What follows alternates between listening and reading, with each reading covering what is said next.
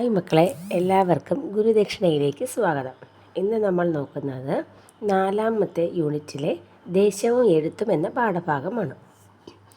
ഇവിടെ 4 എഴുത്തുകാർ അവരുടെ ദേശത്തെക്കുറിച്ച് വർണ്ണിക്കുന്നതാണ് നമുക്ക് കാണാൻ കഴിയുന്നത്. കോവലൻ്റെ തട്ടകം, നാരായണൻ്റെ കൊച്ചരേത്തി, യു.എ. ഖാദറിൻ്റെ അമ്മയെ കാണാത്തവൻ്റെ കാർമേഘങ്ങൾ, ഷീല ടോമിയുടെ വല്ലി. ഇനി നമുക്ക് പാഠഭാഗം ഒന്ന് വായിക്കാം. തട്ടകം. കോവിലൻ. കിഴക്ക് മുറിയിൽ കുന്നുകളുടെ ഒരു നികന്ന നിര. തെക്കേ അറ്റത്ത് തേട്ടിക്കുന്ന്, വടക്ക് ചെറുകുന്ന്. തേട്ടിക്കുന്നിൻ്റെയും ചെറുകുന്നിൻ്റെയും മധ്യത്തിൽ പുല്ലാനിക്കുന്ന്. കുന്നുകളുടെ താഴ്വരയിൽ ഇരുട്ടടച്ച് കവുങ്ങിൻ തോപ്പുകൾ. താഴെ കൊയ്ത്തു കഴിഞ്ഞ് ഉഴുതുലർന്ന ഒരൊടി നിലം. ആൾത്തേരിപ്പാടം. പാടത്തിനപ്പുറത്ത് തെങ്ങിൻ തോപ്പുകളായി. പഞ്ചാര മണൽപ്പരപ്പിൽ നാടാകെ നിറഞ്ഞ തെങ്ങിൻ തോപ്പുകൾക്കിടയിലൂടെ തോടുകൾ, കുണ്ടൻ ഇടവഴികൾ. ഇവിടെ 3 കുന്നുകളെക്കുറിച്ചാണ് ആദ്യം വർണ്ണിച്ചിരിക്കുന്നത്. കിഴക്കുമുറി എന്ന പ്രദേശത്ത് അതിൻ്റെ പ്രത്യേകതയായി മാറിയ ആ 3 കുന്നുകൾ ഏതൊക്കെയാണെന്ന് നമുക്ക് നോക്കാം. ഒന്ന് തെക്കേ അറ്റത്തെ തേട്ടിക്കുന്ന്, മറ്റൊന്ന് വടക്ക് ചെറുകുന്ന്, രണ്ടിൻ്റെയും മധ്യത്തിലായി പുല്ലാനിക്കുന്ന്. എന്നാൽ ഈ കുന്നുകളുടെ താഴ്വരയൊക്കെ ഇരുട്ടടച്ച് കവുങ്ങിൻ തോപ്പുകളാണ്. എന്താ ഇരുട്ടടച്ചെന്ന് പറഞ്ഞാൽ? അതായത് കവുങ്ങുകൾ തിങ്ങി നിറഞ്ഞ് മനോഹരമായി നിൽക്കുന്ന പ്രദേശമാണ്. അതുകൊണ്ട് തന്നെ നല്ല രീതിയിലുള്ള സൂര്യപ്രകാശം അകത്തേക്ക് പ്രവേശിക്കുന്നില്ല. അതുകൊണ്ടാണ് ഇരുട്ടടച്ച് എന്ന് പറഞ്ഞിരിക്കുന്നത്. പിന്നെ നമുക്ക് കൊയ്ത്തു കഴിഞ്ഞു കിടക്കുന്ന ആൾത്തേരിപ്പാടമാണ് കാണാൻ കഴിയുന്നത്. പാടത്തിനപ്പുറം നിറയെ തെങ്ങിൻ തോപ്പുകളാണ്. പഞ്ചസാര പോലുള്ള മണൽ വിതറിയ ആ തെങ്ങിൻ തോപ്പുകൾക്കിടയിൽ തോടുകളും കുണ്ടൻ ഇടവഴികളും നമുക്ക് കാണാൻ കഴിയും. ഇനി അടുത്ത ഭാഗം ഒന്ന് നോക്കിക്കേ. ആർത്താറ്റുപാടത്തെ നീർച്ചാലുകൾ കൈത്തോടുകളായി. കൈത്തോടുകൾ അവിടെ നിന്ന് ഇവിടെ നിന്ന് ഒത്തുചേരുമ്പോൾ ചെമ്മണ്ണൂർ താഴത്ത് ചൊവ്വല്ലൂർ തോടായി.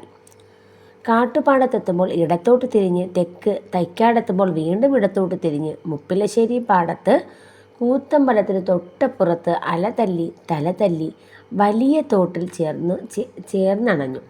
ത്രിവേണി എന്ന് ആരും പറഞ്ഞില്ല. മൂന്നോട്. കൂലം കുത്തുന്ന സംഗമത്തിൽ നിരന്തര ഉരുവപ്പൊട്ടുന്ന നീർച്ചുഴിയിൽ കിഴക്കേ കരയിലെ കണ്ടങ്ങൾക്ക് വരം പിടിഞ്ഞു. മൂന്നോടിനക്കരെ മണപ്പുറം തെളിഞ്ഞു. ഇനി പറയുന്നത് ആർത്താറ്റുപാടത്തെക്കുറിച്ചുള്ള അവിടെയുള്ള നീർച്ചാലുകളെ കുറിച്ചാണ്. അപ്പോൾ ധാരാളം നീർച്ചാലുകൾ അവിടെ നിന്നും ഇവിടെ നിന്നുമായി ഒഴുകി വരുന്നുണ്ടല്ലേ. അപ്പോൾ അവിടെ നിന്നൊക്കെ ചേർന്ന് ചെമ്മണ്ണൂർ താഴത്തെത്തി ഒരു ചൊവ്വല്ലൂർ തോടായി മാറുന്നു. അത് വീണ്ടും എന്ത് ചെയ്യുന്നുണ്ട്? കാട്ടുപാടത്തെത്തുമ്പോൾ ഇടത്തോട്ട് തിരിയുന്നു. അവിടെ നിന്ന് വീണ്ടും തൈക്കാടെത്തുമ്പോൾ വീണ്ടും ഇടത്തോട്ട് തിരിഞ്ഞ് മുപ്പിലശ്ശേരി പാടത്ത് കൂത്തമ്പലത്തിൻ്റെ താഴെയുള്ള വലിയ തോട്ടിൽ ചേർന്നണയുന്നു. അതിനെ ആരും ത്രിവേണി എന്ന് പറഞ്ഞില്ല. കാരണം 3 ഭാഗത്തു നിന്നും വരുന്നതാണല്ലോ. പക്ഷെ ആരും അതിനെ ത്രിവേണി എന്ന് പറഞ്ഞില്ല. മറിച്ച് എന്താ പറഞ്ഞത്? മൂന്നോട് എന്നറിയപ്പെടുന്ന ആ ഒരു സംഗമം ശക്തമായി ഒഴുകി വരുന്ന ഒരു നീർച്ചുഴിയിൽ കിഴക്കേ കരയിലെ കണ്ടങ്ങൾക്ക് വരം പിടിക്കുന്നു. അതായത് ശക്തമായി ഒഴുകി വന്ന് ആ കിഴക്കേ കരയിലേക്ക് വരുമ്പോൾ അവിടെയുള്ള കണ്ടങ്ങളുടെ വരമ്പുകൾ ഇടിച്ചുകൊണ്ടാണ് പോകുന്നത്. അത്രയ്ക്കും ശക്തിയോടു കൂടിയാണ് ആ വെള്ളം അല്ലെങ്കിൽ ആ തോടുകൾ ചേർന്നുള്ള ആ ഭാഗം, ആ മൂന്നോട് എന്ന് പറയുന്ന പുഴയോ കായലോ എന്തോ ആവാം അല്ലേ, അത് എവിടേക്ക് വരുന്നത്? ഈ കിഴക്കേ കണ്ടങ്ങളിലേക്ക് വരുന്നത്. അപ്പോൾ വരം പിടിക്കുന്നതിൻ്റെ ഫലമായിട്ട് എന്ത് കാണാൻ കഴിയുന്നുണ്ട്? മൂന്നോടിനക്കരെ മണപ്പുറം തെളിഞ്ഞ് കാണാൻ കഴിയുന്നുണ്ട്. കുന്നുകൾ കൊണ്ടും അതുപോലെ കവുങ്ങിൻ തോപ്പുകൾ കൊണ്ടും തെങ്ങിൻ തോപ്പുകൾ കൊണ്ടുമൊക്കെ മനോഹരമായ പ്രദേശമാണ് കിഴക്ക് മുറി എന്ന് നമുക്ക് ഇവിടെ നിന്ന് മനസ്സിലാക്കാൻ കഴിയും. മാത്രമല്ല അവിടുത്തെ മണലിൻ്റെയൊക്കെ പ്രത്യേകത എന്തായിരുന്നു? പഞ്ചാര മണൽ അല്ലേ, പഞ്ചാര പോലുള്ള മണലുകളായിരുന്നു. പിന്നെ ഇവിടെ കുണ്ടൻ ഇടവഴികൾ ഉണ്ടായിരുന്നു. അതുപോലെ പിന്നെ നമുക്കെന്ത് കാണാൻ കഴിയും? ധാരാളം നീർച്ചാലുകൾ, അത് കൈത്തോടുകളായി ഒഴുകിയിരുന്നു. ഈ കൈത്തോടുകൾ ഒരുമിച്ച് ചേർന്ന് എന്തായി? വലിയൊരു പുഴയായി മാറിയിരുന്നു. അപ്പോൾ ഈ പുഴ ഒഴുകി വരുന്ന സ്ഥലങ്ങളിൽ എന്തുണ്ട്? കണ്ടങ്ങളുണ്ട്. അപ്പോൾ അത്രയും മനോഹരമായൊരു പ്രദേശമാണ്. വയലുകളാലും കുന്നുകളാലും തെങ്ങിൻ തോപ്പുകളാലും കവുങ്ങുകളാലും ഒക്കെ വളരെ മനോഹരമായൊരു പ്രദേശമാണ് കിഴക്കേ മുറി എന്ന് നമുക്ക് ഇവിടെ മനസ്സിലാക്കാൻ കഴിയും അല്ലേ. അപ്പോൾ വളരെ മനോഹരമായിട്ടാണ് അദ്ദേഹം ആ പ്രദേശത്തെ നമുക്ക് മനസ്സിലാക്കി തന്നിരിക്കുന്നത്. ഇനി നമുക്ക് നോക്കേണ്ടത് നാരായണൻ്റെ കൊച്ചരേത്തി. അപ്പോൾ ടീച്ചർ ആ കൊച്ചരേത്തിയുടെ ഭാഗമൊന്ന് വായിക്കാം. പെലത്തിൻ്റെ കൃഷിയുടെ നടുവിൽ ഒരു മരുതിൻ ചുവട്ടിലാണ് കഞ്ഞിപ്പര. മരുതിനു മുകളിൽ ഏറുമാടവും. കൊച്ചുരാമൻ കഞ്ഞിപ്പെരയിൽ കടന്നു. വാരിയിൽ തൂക്കിയിട്ടിരുന്ന മുളംകുറ്റി എടുത്തു. അതിൽ നിന്നും ഉണങ്ങിയ പനമ്പഞ്ഞിയും ഒരു കഷ്ണം ഉരുക്കും. അടുപ്പിലെ കരിക്കട്ടകൾ ഊതി ചാരം കളഞ്ഞ് ചേർത്ത് വച്ച് അടുത്തുണ്ടായിരുന്ന ഉരുളൻ വെള്ളാരം കല്ല് പൊടി തുടച്ചു. കയ്യിലിട്ട് തിരുമ്മി ചൂടാക്കിയ പനമ്പഞ്ഞി കരിക്കട്ടകൾക്കിടയിലാക്കി. പഞ്ഞിയോട് ചേർത്ത് പിടിച്ച വെള്ളാരൻ കല്ലിൻ ഉരുക്ക് കഷ്ണം ശക്തിയായിട്ട് ഉരച്ചു. പാറി വീണ തീപ്പൊരികൾ പഞ്ഞിയിൽ പടർന്നു. മെല്ലെ യൂതി തീ പെരുക്കി. അപ്പോഴേക്കും കുഞ്ഞാതിച്ചൻ 2 മുളംകുറ്റി നിറയെ വെള്ളം കൊണ്ടുവന്നു. പഴയ മൺകലത്തിൽ ഒരു പിടി അരി കഴുകിയിട്ട് അടുപ്പത്താക്കി. ആദിവാസികൾ അല്ലെങ്കിൽ ആദിവാസി വർഗത്തിൽപ്പെട്ട മലയരയന്മാരുടെ ജീവിതത്തെക്കുറിച്ച് പ്രതിപാദിക്കുന്നതാണ് നമ്മുടെ നാരായണൻ്റെ കൊച്ചരേത്തി എന്ന് പറയുന്ന ഭാഗം. കാടിനുള്ളിലെ മലയോരങ്ങളിൽ വീട് കെട്ടി വളരെയധികം അധ്വാനിച്ച് മണ്ണിൽ വിയർപ്പൊഴുക്കി ജീവിക്കുന്നവരാണ് ഈ മലയരയർ എന്ന് പറയുന്നത്. അവരുടെ ജീവിതം എന്ന് പറയുന്നത് ഒരിക്കലും പരിഷ്കാരം നിറഞ്ഞതായിരുന്നില്ല. അത് നമുക്ക് പാഠത്തിലെ ആദ്യത്തെ ആ ഒരു ഭാഗം വായിക്കുമ്പോൾ തന്നെ മനസ്സിലാകും അല്ലേ. അതായത് അവർ എങ്ങനെയാണ് തീ ഉണ്ടാക്കുന്നത് എന്ന് നമുക്ക് വായിക്കുമ്പോൾ തന്നെ ഒരു പരിധിവരെ നമുക്ക് അവരുടെ ജീവിതം എത്തരത്തിലുള്ളതാണ്, എങ്ങനെയുള്ളതാണ് എന്ന് നമുക്ക് മനസ്സിലാക്കാൻ കഴിയും. മാത്രവുമല്ല, അവർ എവിടെയാണ് താമസിക്കുന്നത്? ഏറുമാടങ്ങൾ. എന്താ ഏറുമാടം എന്ന് പറഞ്ഞാൽ? അതായത് ഈ മരങ്ങളുടെ മുകളിൽ ചെറിയ ഈ മുളയും ചൂരൽ വടിയും ഒക്കെ ചേർത്ത് കെട്ടി ഉണ്ടാക്കുന്ന കൊച്ചു വീടുകളെയാണ് നമ്മൾ എന്തെന്ന് പറയുന്നത്? ഏറുമാടം എന്ന് പറയുന്നത്. ഈ ഏറുമാടത്തിലായിരുന്നു നമ്മുടെ കൊച്ചുരാമൻ താമസിച്ചിരുന്നത്. അപ്പോൾ ഈ കൊച്ചുരാമൻ രാവിലെ ആ കഞ്ഞിപ്പെരയിൽ കടന്നു. അവരുടെ കഞ്ഞി വയ്ക്കുന്ന സ്ഥലത്തേക്ക് വന്നു അല്ലേ. ആ മരത്തിന് ചുവട്ടിലാണ് കഞ്ഞിപ്പുര. മരത്തിൻ്റെ ചുവട്ടിലായിരുന്നു കഞ്ഞിപ്പുര. അപ്പോൾ ആ കഞ്ഞിപ്പുരയുടെ അടുത്തേക്ക് വന്നു. എന്നിട്ട് അദ്ദേഹം എന്താ ചെയ്തത്? വാരിയിൽ തൂക്കിയിട്ടിരുന്ന മുളംകുറ്റി എടുത്തു. അതിൽ നിന്നും ഉണങ്ങിയ പനമ്പഞ്ഞിയും ഒരു കഷ്ണം ഉരുക്കും അടുപ്പിലെ കരിക്കട്ടകൾ ഊതി ചാരം കളഞ്ഞ് ചേർത്ത് വെച്ച അടുത്തുണ്ടായിരുന്ന ഉരുളൻ വെള്ളാരം കല്ല് പൊടി തുടച്ചു. പിന്നെ കയ്യിലിട്ട് തിരിങ്ങി ചൂടാക്കിയ പനമ്പഞ്ഞി കരിക്കട്ടകൾക്കിടയിലാക്കി. പഞ്ഞിയോട് ചേർത്ത് പിടിച്ച വെള്ളാരൻ കല്ലിൽ ഉരുക്ക് കഷ്ണം ശക്തിയായിട്ട് ഉരച്ചു. അപ്പോൾ പഞ്ഞിയും ഉരുളൻ കല്ലും ആ പഞ്ഞി അതിനോടുള്ള ഉരുക്കും കൂടി ചേർത്ത് ഉരയ്ക്കുമ്പോൾ എന്ത് പറ്റും? സ്വാഭാവികമായിട്ടും തീ ഉണ്ടാകും അല്ലേ. ഈ തീ ഏതിലേക്ക് പിടിക്കും മക്കളെ? ആ വെള്ളാരൻ കല്ലിനോട് ചേർന്നിരിക്കുന്ന പഞ്ഞിയിലേക്ക് പിടിക്കും. അങ്ങനെ ഈ പഞ്ഞിയിലേക്ക് പിടിച്ചപ്പോഴത്തേക്കും പെട്ടെന്ന് തന്നെ തീ പടർന്നു അല്ലേ. അങ്ങനെയായിരുന്നു അവരെന്ത് ചെയ്തിരുന്നത്? ആ തീ ഉണ്ടാക്കിയിരുന്നത്. അതിനുശേഷം അവരെന്ത് ചെയ്തു? പെട്ടെന്ന് തന്നെ ഒരു പഴയ മൺകലത്തിൽ വെള്ളം നിറച്ച് വെച്ചു. വെള്ളം എങ്ങനെയാണ് കൊണ്ടുവന്നത്? അതും 2 മുളംകുറ്റികളിലായിട്ടാണ് കൊണ്ടുവന്നത്. കാരണം നമുക്ക് ഇന്ന് നമ്മൾ കാണുന്നത് പോലുള്ള നല്ല പാത്രങ്ങളോ കാര്യങ്ങളോ ഒന്നും അവർക്കുണ്ടായിരുന്നില്ല. അവരന്നും പ്രകൃതിയായിരുന്നു ആശ്രയിച്ചിരുന്നത്. അതുകൊണ്ടാണല്ലോ പ്രകൃതിയിൽ നിന്ന് കിട്ടുന്ന വസ്തുക്കളെടുത്ത് അവരെന്ത് ചെയ്തു? തീ ഉണ്ടാക്കി. അതുപോലെ പ്രകൃതിയിൽ നിന്ന് കിട്ടുന്ന ആ മുളംകുറ്റികളായിരുന്നു അവർക്ക് വെള്ളം നിറയ്ക്കാനുണ്ടായിരുന്ന പാത്രങ്ങൾ അല്ലേ. അപ്പോൾ അവർ പ്രകൃതിയെ ആശ്രയിച്ച് ജീവിച്ചിരുന്നു എന്നതിന് ഉത്തമ ഉദാഹരണമാണ് നമുക്കിവിടെ കാണാൻ കഴിയുന്നത്. അങ്ങനെ ആ വെള്ളത്തിൽ അരിയൊക്കെ കഴുകി അവരെന്ത് ചെയ്തു? അടുപ്പത്താക്കി. പിന്നെ അവർക്ക് വീണ്ടും കുറച്ച് പണികൾ കൂടി ബാക്കിയുണ്ട്. എന്താ പണി? ഏറുമാടത്തിന് അല്ലറ ചില്ലറ പണികൾ ബാക്കിയുണ്ട്. അവരുടെ കെട്ടിടത്തിന് അല്ലേ. നമ്മൾ പോലെ അവർ വലിയൊരു വീടൊന്നും വെച്ചല്ല താമസിക്കുന്നത്. അവർ താമസിക്കുന്നത് എവിടെയാണ്? മരത്തിന് മുകളിലുള്ള ഏറുമാടത്തിലാണ്. അപ്പോൾ സ്വാഭാവികമായിട്ടും മുകളിലാണ്. അത് നമുക്ക് എങ്ങനെയെങ്കിലും പണി വെച്ചാൽ മതിയാവും? ഒരിക്കലും പോരാ. നല്ല ബലമുണ്ടായിരിക്കണം. അപ്പോൾ കുറച്ച് പണികൾ കൂടി അതിന് ബാക്കിയുണ്ടായിരുന്നു. കീറി ഉണങ്ങി ചുരുളായി കെട്ടിയ ചൂരൽ വടിയുമായി കുഞ്ഞാതിച്ചൻ പുറത്തിറങ്ങി. മരത്തിൽ ചേർത്ത് കെട്ടിയ കല്ലൻ മുളയേന്തി അതിൻ്റെ കമ്പുകൾ വാക്കത്തി മാടുകൊണ്ട് തട്ടി നോക്കി. കുഞ്ഞാതിച്ചൻ മുകളിലോട്ട് കയറി. പുറകെ കൊച്ചുരാമനും. അതായത് തൻ്റെ ആ ഒരു ഏറുമാടം, അവരുടെ ഏറുമാടം കുറച്ചുകൂടി നല്ല ബലപ്പെട്ടതാക്കണം അല്ലേ. എങ്കിൽ മാത്രമേ അവർക്ക് കയറി ഇരിക്കാനും മറ്റുമൊക്കെ കഴിയത്തുള്ളൂ. അവരുടെ വിശ്രമങ്ങൾ എപ്പോഴും അവരെവിടെയായിരിക്കും ചെയ്യുന്നത്? ഈ ഏറുമാടത്തിലായിരിക്കാം. അപ്പോൾ അതുകൊണ്ട് തന്നെ അവർ നല്ല കീറി ഉണക്കി ചുരുളാക്കി കെട്ടി വെച്ചിരിക്കുന്ന ചൂരൽ വള്ളിയും ഒക്കെ കൊണ്ടുവന്ന് വീണ്ടും അതിനെ കുറച്ചുകൂടി ബലപ്പെടുത്താനായിട്ടുള്ള ജോലികൾ ചെയ്യാൻ ആരംഭിച്ചു. അപ്പോൾ അതിൽ ചേർത്ത് വെച്ചിരിക്കുന്ന മുളയൊക്കെ, കല്ലൻ മുളയൊക്കെ നല്ല ബലപ്പെട്ടതാണോ എന്നവർ നോക്കുന്നുമുണ്ട്. അപ്പോൾ ഇത്തരത്തിൽ ഒരു പ്രകൃതിയോട് ഇണങ്ങി ജീവിക്കുന്ന മനുഷ്യരുടെ ജീവിതാവസ്ഥയെക്കുറിച്ചാണ് നമുക്ക് ഏത് ഭാഗത്ത് കാണാൻ കഴിയുന്നത്? കൊച്ചരേത്തി എന്ന് പറയുന്ന ഭാഗത്ത് കാണാൻ കഴിയുന്നത്. അവർ ഒരിക്കലും പരിഷ്കൃത ലോകം എന്താണെന്ന് പോലും അവർക്ക് അറിയത്തില്ല, അല്ലേ? പ്രകൃതിയോട് ഇണങ്ങിയുള്ള അവരുടെ ജീവിതവും അവരുടെ ഭക്ഷണ രീതി, അവരുടെ തൊഴിൽ, അവർ ഉപയോഗിക്കുന്ന തൊഴിലുപകരണങ്ങൾ, പരമ്പരാഗതമായുള്ള അറിവുകളായിരുന്നു അവർ ശേഖരിച്ചിരുന്നത്. അവരുടെ വാസസ്ഥലം എങ്ങനെയുള്ളതായിരുന്നു, അതിൻ്റെ പ്രത്യേകത എന്തൊക്കെയായിരുന്നു, ഇതെല്ലാം നമുക്ക് ഈ ഒരു ഭാഗത്ത്, ഈ കൊച്ചരേത്തി എന്ന് പറയുന്ന ഭാഗത്ത് നമുക്ക് കാണാൻ കഴിയും.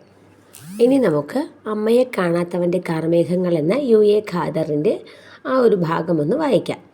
ജന്മദേശത്തെക്കുറിച്ചുള്ള ചിതറിയ ചിത്രങ്ങളും ആ സങ്കട കണികകളും ഒന്നൊന്നായി ഇടവിട്ടിടവിട്ട് കോർത്ത് ഒരു കഥയാക്കുവാനുള്ള എൻ്റെ ശ്രമങ്ങൾ പരാജയപ്പെടുന്നു. ചോദ്യം മനസ്സിൽ ഊറിക്കൂടുന്നു. ഏതാണ് എൻ്റെ ദേശം?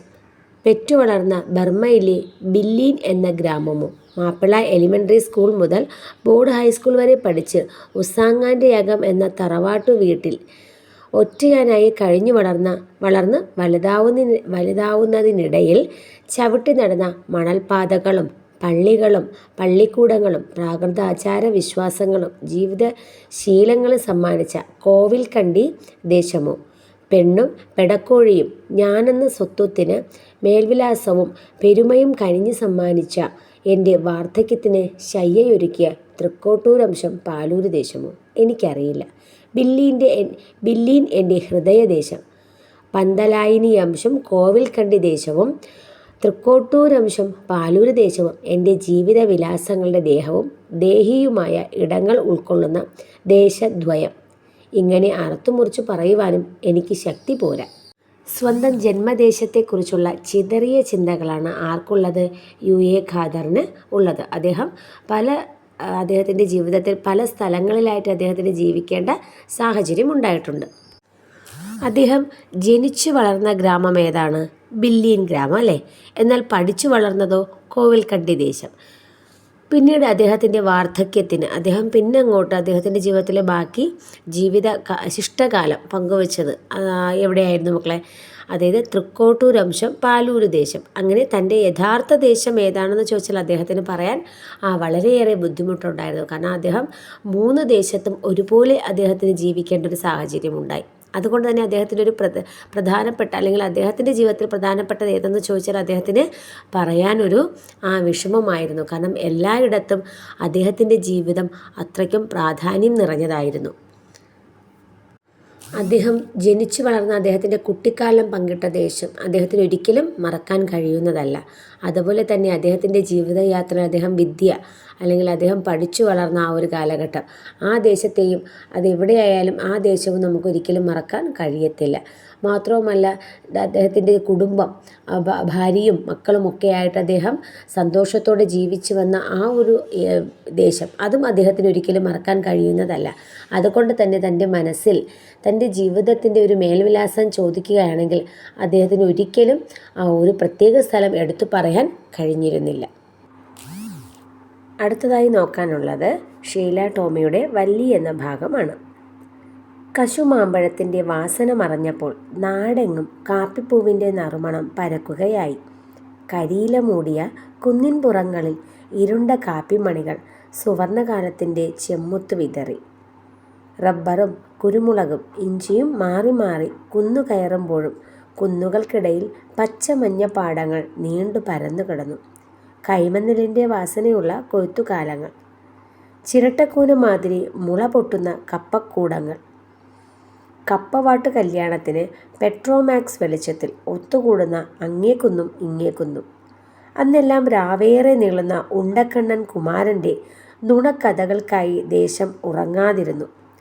പുഴുങ്ങുവാട്ടി വെയിലത്തുണക്കി പാകമാക്കിയ മരിച്ചീനി ചീന്തുകൾ മുളമ്പത്തായങ്ങളിലും ചാക്കുകെട്ടുകളിലും കയറിക്കൂടി വിറകടുപ്പിന് മുകളിലെ ചേരുകളിൽ തിങ്ങി ഞെരുങ്ങി ദീർഘസുഷുപ്തിയിലാണ്ടു.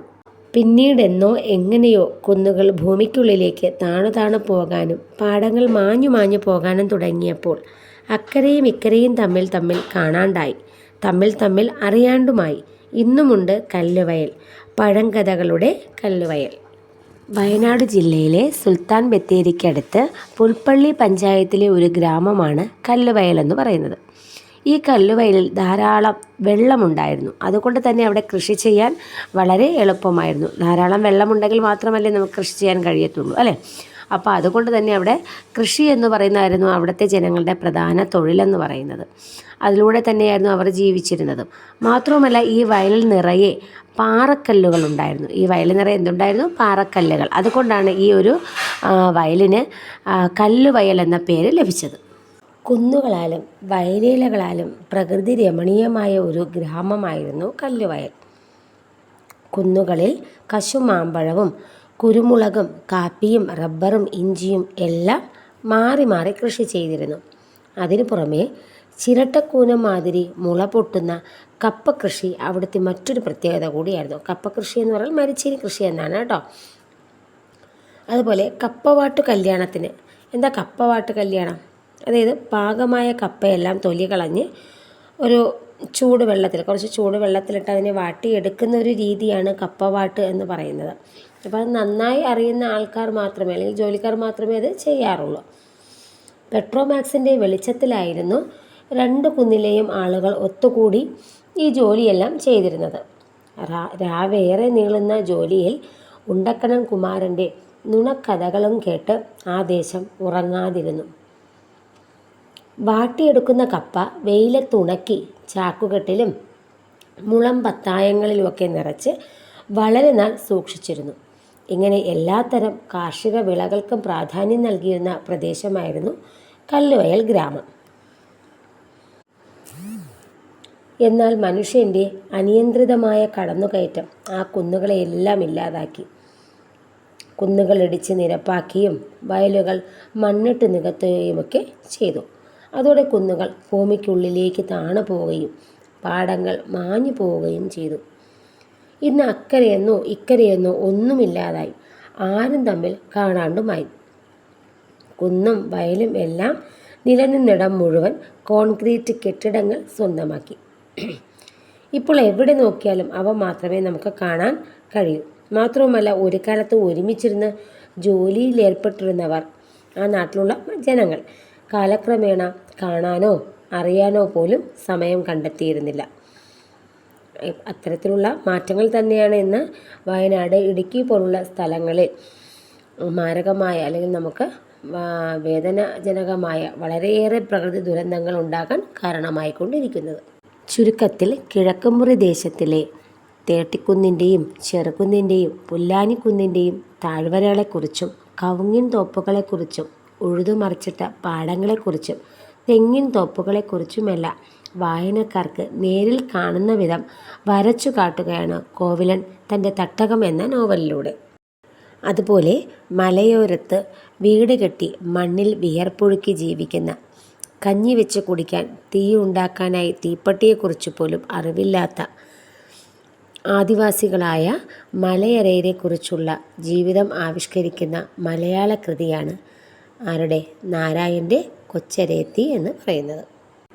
കൂടാതെ ജനിച്ചു വളർന്ന ബില്ലീൻ ഗ്രാമമാണോ, പഠിച്ചു വളർന്ന കോവിൽക്കണ്ടി ദേശമാണോ, വാർദ്ധക്യത്തിന് ശയ്യയൊരുക്കിയ തൃക്കോട്ടൂരംശം പാലൂർ ദേശമാണോ തൻ്റെ യഥാർത്ഥ ദേശം എന്നതിനെക്കുറിച്ചുള്ള ചിതറിയ ചിത്രങ്ങളാണ് അമ്മയെ കാണാത്തവൻ്റെ കാർമേഘങ്ങൾ എന്ന ഭാഗത്തിലൂടെ UA ഖാദർ അവതരിപ്പിക്കുന്നത്. തുടർന്ന് കശുമാമ്പഴത്തിൻ്റെ വാസനയും കാപ്പിപ്പൂവിൻ്റെ നറുമണവും കൈമനെല്ലിൻ്റെ വാസനയും കൊയ്ത്തുകാലവും അതുപോലെ കപ്പവാട്ടും ഉണ്ടക്കണ്ണൻ കുമാരൻ്റെ നുണക്കഥകളുമെല്ലാം നിറഞ്ഞ തൻ്റെ ഭൂതകാലത്തെക്കുറിച്ചുള്ള ഓർമ്മകൾ പങ്കുവയ്ക്കുന്നതാണ്, തൻ്റെ ദേശത്തെക്കുറിച്ചുള്ള, കല്ലുവയൽ എന്ന ദേശത്തെക്കുറിച്ചുള്ള ഓർമ്മകൾ പങ്കുവയ്ക്കുന്നതാണ് ഷീല ടോമിയുടെ വല്ലി എന്ന നോവലിലൂടെ. അപ്പോൾ ടീച്ചർ ഇതുവരെ പറഞ്ഞ കാര്യങ്ങൾ നിങ്ങൾക്ക് എല്ലാവർക്കും മനസ്സിലായി കാണുമെന്ന് കരുതുന്നു. മറ്റൊരു പാഠവുമായി നമുക്ക് വീണ്ടും അടുത്ത ക്ലാസ്സിൽ കാണാം.